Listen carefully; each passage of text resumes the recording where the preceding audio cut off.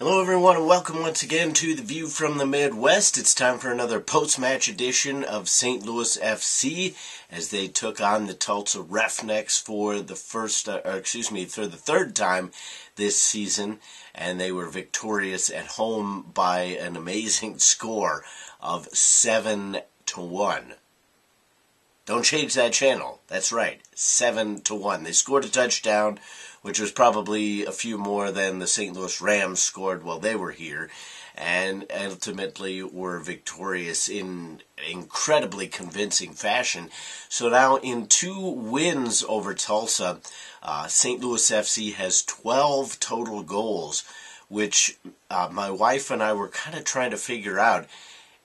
They've dominated Tulsa so much in the last 2 games that how did we score no goals at all and only get a draw in the very first game that we played against Tulsa, which was a 0-0 draw? And you could point out that it was early in the season, and I don't believe we had Irvin Herrera on the roster yet at that point, as he was kind of dealing with an injury, and you're trying to tinker with a few things, but just Tulsa looks so bad right now that how could they have kept us off the board even once in that game?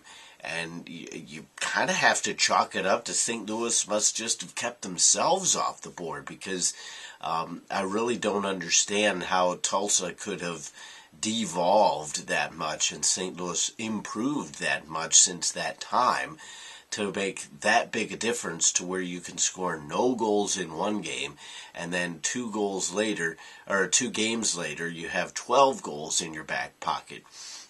Now Herrera obviously makes an incredible difference. He scored 2 goals in this one. Running down the score line, it went Rudolph, Herrera, then Hardware got a goal. He was sandwiched in between. Then Rudolph again, then Herrera, and then Roberts scored towards the end of the game, and it was capped off with a Cicerelli goal as well. So St. Louis ends up not being able to hold on to the clean sheet. As a goalkeeper, that's a little bit disappointing, but Tulsa was building enough to where you could kind of see it coming, so it wasn't a complete surprise. It was still a little bit disappointing defensively that kind of chance was allowed that close to goal. But overall, I thought St. Louis FC, they kind of knew what they were facing in Tulsa. They were toying around with them a little bit. They were trying to set up pretty goals. They weren't necessarily just taking shots from wherever just to throw the kitchen sink at the goal. They were planning stuff out, and they were trying to set up a lot of people. In fact, the last goal was just a really pretty one set up by, that was the Roberts goal. That was set up by Takata. That was a great pass through.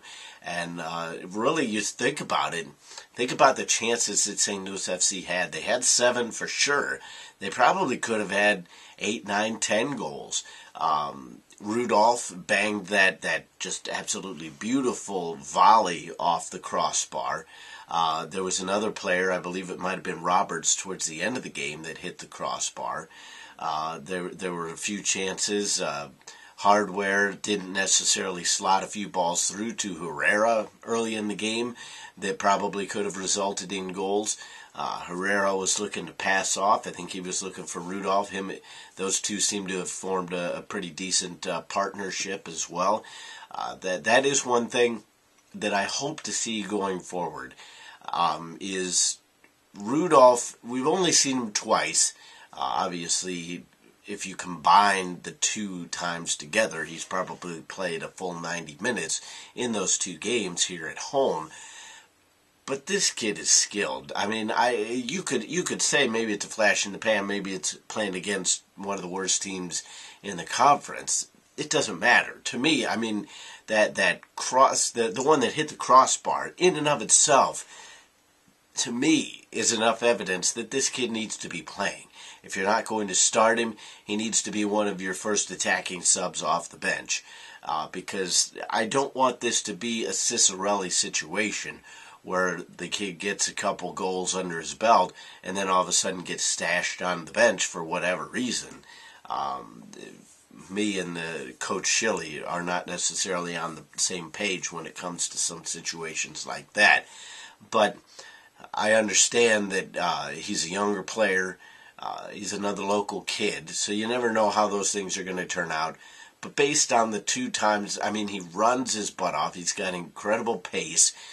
For a shorter player, he's got a lot of hops. He can out-jump some of the taller guys on the team. And he's got good skill. He's got good finishing ability, which is something St. Louis FC desperately needs at a lot of times, at critical times.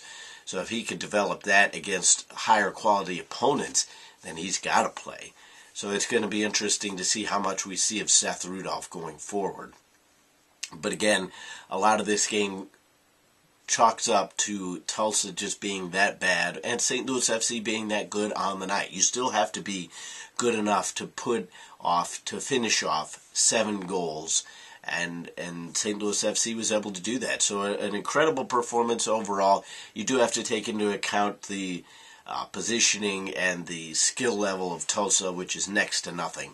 But as I said, it still takes a lot to put those 7 goals in the back of the net. St. Louis FC was able to do that. So a very good effort overall. I'd like to have seen a few more goals from Herrera, but he was unselfish. He probably could have scored at least 3, came very close as well. But what are you going to do? I mean, 6 goals in 2 games against Tulsa. He's going to wish that he could play his whole career against this one. But Herrera is really proving to be a very special player. And I think he's going to be, I hate to say this because you don't want to jinx anything on the positive or the negative side of the equation. But I have a feeling that we're not going to be seeing Herrera for very long. So fans need to kind of soak up what you're seeing here, because you don't see this kind of quality player in the USL for very long, because somebody ends up picking them up and they move up another level, or they go back home and play in a better league there as well. And I just think that there's a lot of skill there that I don't see him staying in the USL for more than a year, maybe 2 at the most. And again, once again, Rudolph in the 4th minute, Herrera in the 17th. 32 minutes in was Hardware. Rudolph in the 50th minute, Herrera in the 52nd. 76th minute for Roberts, and Cicerelli capped it off in the 79th. And then that final goal came in the 85th minute. So, taking a look at your USL standings, St. Louis with the win vaulted themselves back into the mix. They are currently in 5th place in the USL Western Conference, which isn't necessarily where they want to be. They're still kind of on that borderline of the playoffs. Colorado Springs currently has 23 points at 7-2-2. Vancouver 2 is 6-2-4 for 22 points. Rio Grande Valley is 6-3-4 for 22 points. LA Galaxy has the same amount of points at 5-2-7. Sacramento is 6-3-3. I apologize for the allergies.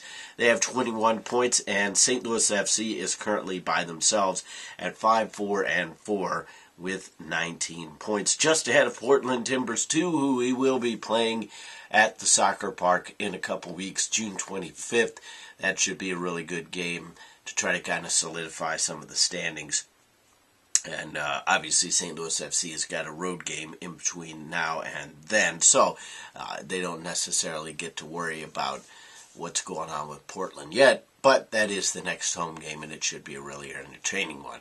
Hopefully you enjoyed this episode. Hopefully you enjoyed the game, obviously. 7-1, plenty to enjoy about that. It almost got to the point at the end of the game where it was like, oh, should we celebrate? But why not? I mean, we're fans. We're not the ones that have to worry about having it rubbed in.